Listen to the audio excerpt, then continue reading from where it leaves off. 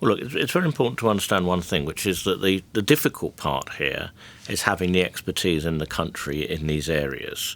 And the UK, through public policy over many years, has done incredibly well. We have the most fantastic science base in the UK. It's second to none.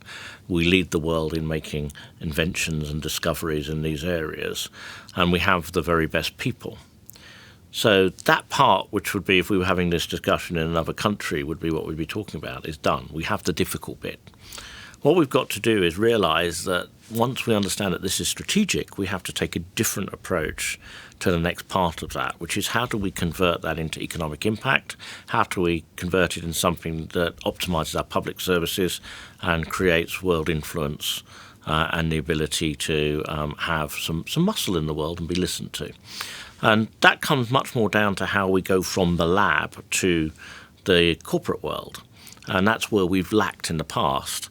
Some of that has been an understandable belief that the market can sort things out and free market decisions, which in generally a very good idea. But every so often there comes along something which is very strategic that we need to take a slightly different view of. And that can actually be a technology, it could be a company, or it even be a data set. The NHS, for example, has amazing data sets. Well, how do we use those? Do we just give them to anyone in the world that wants to create something? And if we do that, on what terms? And it's that strategic thinking which is about moving Britain into this next era. And that's what we've got to start to do.